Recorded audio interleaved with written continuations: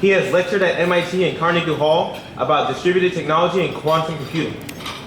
Ryan's professional experience includes startup businesses and commercial banking.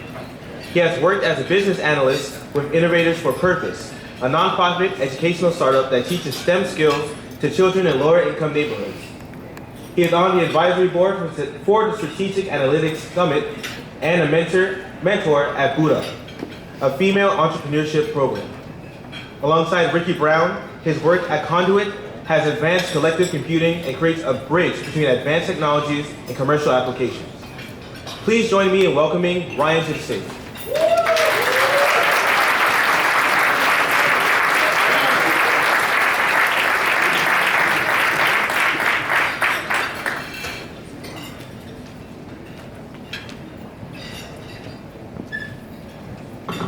Can everybody hear me? Yeah. All right, just like everybody else, can everybody hear me? Yeah. Woo! All right, great, awesome. So first of all, I want to thank the OME for inviting me tonight. I really appreciate it. It's actually almost like a high school reunion for a lot of us here. And so I'm at the table I'm at, we were actually just talking about our first experiences at MIT. And for me, I remember CPW, which hopefully most of you remember, Campus Preview Weekend. And so I'm from Florida, like a lot of us. Any Florida people? Woo! And so anyone who's been to Florida knows that Florida's super crazy. Anything you can imagine will happen in Florida. Anything. You can literally see someone with a Santa Claus outfit using a flamethrower in a Walmart at like 2 o'clock in the morning. It's insane. By the way, don't go to Walmart at 2 o'clock in the morning. And so for me, I remember going on the flight. This is my first time flying out of Miami ever. And I'm flying over to Boston. And so I get there and I see the Peter Pan bus. And so anyone who's watched any movie knows that MIT is always doing magical things. MIT is a magical place. There's always some quantum realm, something going on where somehow people from the past come to the future. There's always something like that. So I'm looking at this Peter Pan bus. I'm thinking, okay, I'm gonna fly today. This is gonna be great. And so I see all these kids huddled around the Peter Pan bus. Right, I have my nerdy glasses on and everything. Just looking at them, like, okay, where the wings come out? Where's the jet engine fuel at? Just calculating. And I get on the bus, and I'm waiting, I'm looking at my clock. Okay, it's 5 minutes. No flying. 10 minutes. No flying. 15 minutes, no flying. And so finally it gets to about 25 minutes. We're almost there at this point. And I just tap someone on the knee and I go, hey, so when is this gonna fly? And they gave me the look, whew, whew. It definitely showed I was from Florida and only from Florida. And so I get there, I get to MIT, and we park right in front of Massey. And I hear this loud music. And so I'm gonna look over my Chocolate City brothers over here. Let me get a round of applause for Chocolate City. And I hear the words, some of you might recognize these words, these lyrics, this poetry. All I want for my birthday. And I go, is that 2 Chainz? And so even though I didn't get to see the magic of the Peter Pan bus flying, I did get to see the magic of people that look just like me.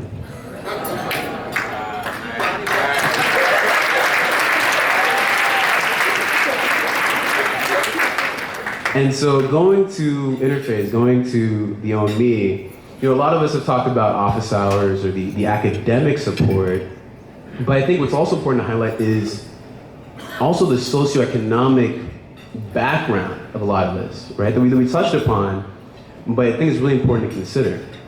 So for millennials, we were taught the 60s. We didn't live the 60s. The millennials, the 60s was a time of cultural revolution. But at the same time, it was also an era where we lost our innocence. It's taught as the era where America lost its innocence. It's taught as the era where we lost our heroes. We lost JFK. We lost MLK. We lost Malcolm X. We lost V.P. Newton. We lost Bobby Hutton. The list goes on. Those were the names you saw in the newspaper rather than Sandra Bland or Trayvon Martin that you see on Twitter or Instagram.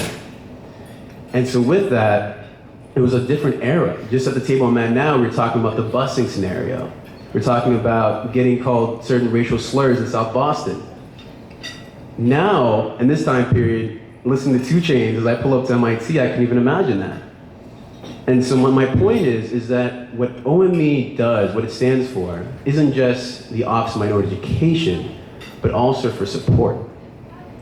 The office was created in order to help students, minority students, but also first-generation college students, because the problems that we face, even though they're universal to all races, all ethnicities, all languages, all cultures, all backgrounds, tend to affect and hurt the people who come from historically oppressed groups.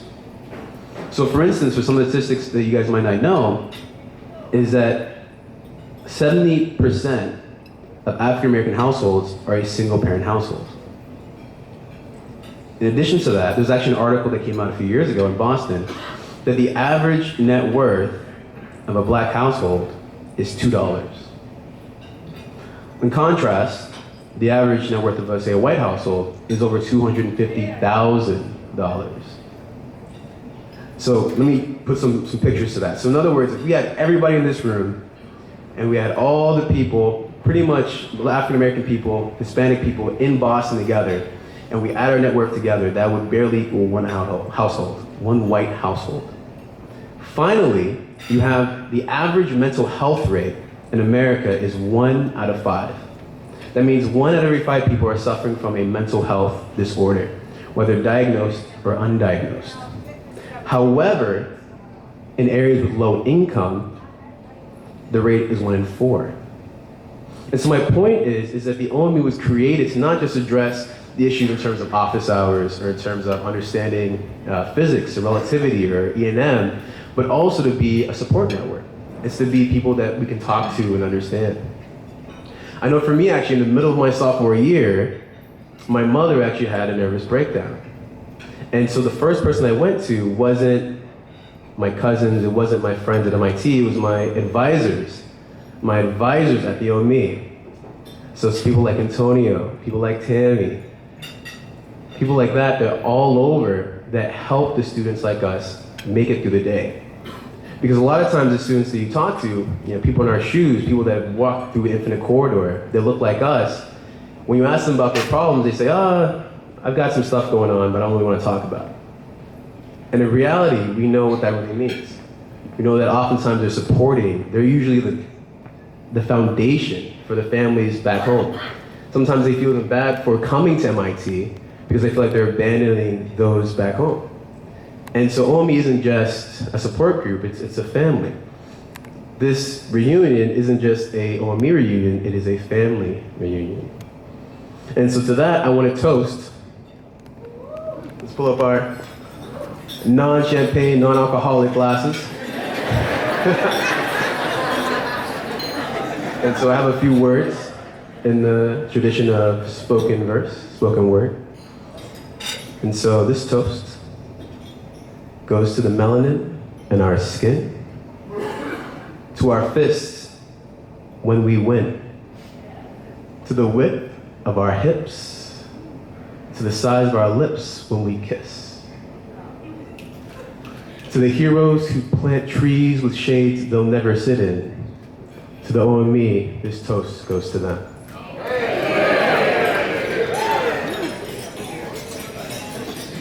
Cheers.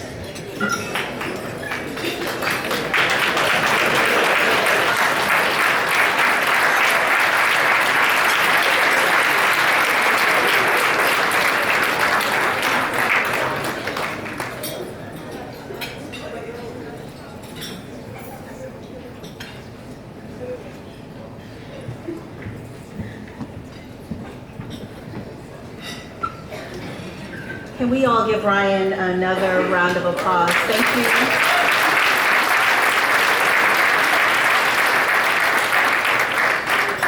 We are are now entering the awards aspect of our evening. And we're starting with some very special awards we've created for this occasion, the Interphase Legacy Awards.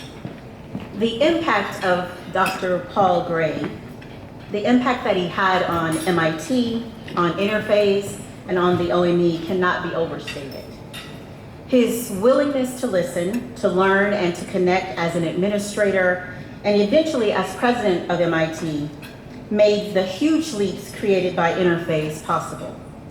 He was an integral member of the community. He was a friend, a mentor, and an advocate for all.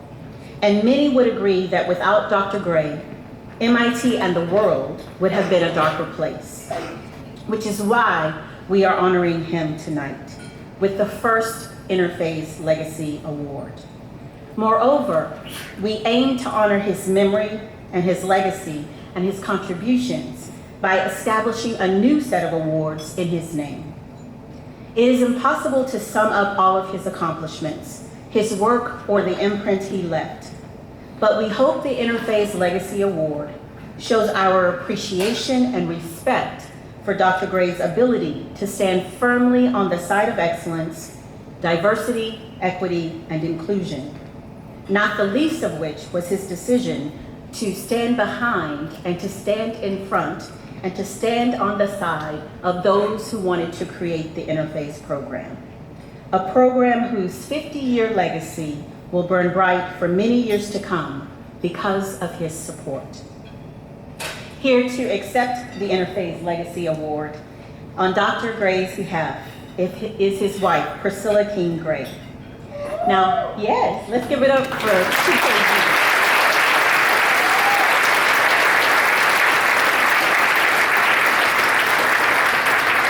Now, I understand that they met over a tug of war, over a mud pit. That's an interesting beginning. But from there, she became a devoted friend of MIT, serving on committees, welcoming students into her home, and even earning the Bronze Beaver, the highest award the Alumni Association bestows. We all know that MIT thrives on acronyms, and there are quite a few represented in the room tonight: OVC, OME, BSU. But yet few people can claim to be a verified MIT acronym like Priscilla King Gray K. The Public Service Center that bears her name and initials, PKG, is a testimony to her efforts to make MIT and the world a better place for everyone. Please give a warm welcome for Ms. Priscilla King Gray.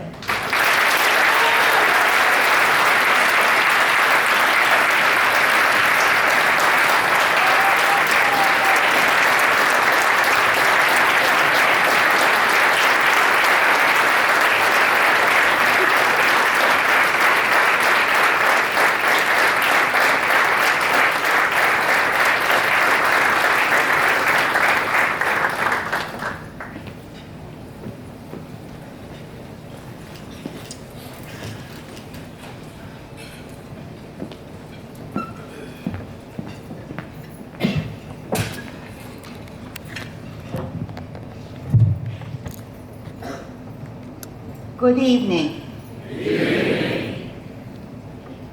Thank you very much. I appreciate the award, and I only wish that Paul was here to accept it. He would be so excited to think that you've reached a 50th anniversary. And he would have been delighted to see you all together again. Paul had a great and innovative idea, and with the help of so many people, Interphase came into being. There were 5 individuals who were at the core of the planning and the implementation of this cutting-edge program. Shirley Jackson, an old friend, and Jim Turner, both graduate students in physics, John Mims of the admissions and a recruiting officer. Jim Bishop, with a brand new PhD in chemistry, was a founding coordinator. And Inez Hope, class of 1973, and a member of the Black Student Union, all worked long and hard on the project. From Paul's handwritten notes, which came from the archives, and that was a treat. I believe that Interphase was started in the academic year of 68-69, and the formal proposal went on to President Howard Johnson in October of 1968. The first class of Interphase participants started in 1969. My family and I always knew that Paul's values and how much inclusion and equity meant to him personally. But since his death, we have come to have a clearer idea of the impact of his convictions and what they meant to this community he loved so much. We now know that inclusion and equality were the foundational principles of his legacy in leading MIT. Inclusion and a level playing field for Interphase participants were always on Paul's mind and reflected his deep desire to see justice achieved and lived out in this special place. The past 50 years indicate that Paul had a forward-thinking vision of what could make MIT a better and more accessible place to generations of MIT students. You were part of that dream. You made it happen. I only wish he could be here to celebrate with all of us tonight. Thank you.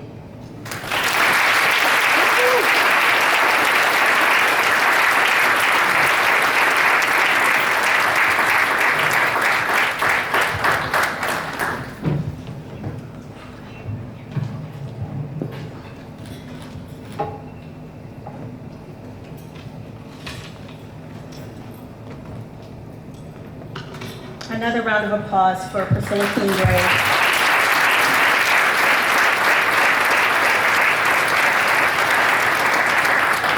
So with her by our side, we are now proud to present the Dr. Paul E. Gray Awards for Excellence, Diversity, Equity, and Inclusion. The first award we will be presenting is the Faculty Award. Professor Wesley L. Harris has worked, yes, go ahead.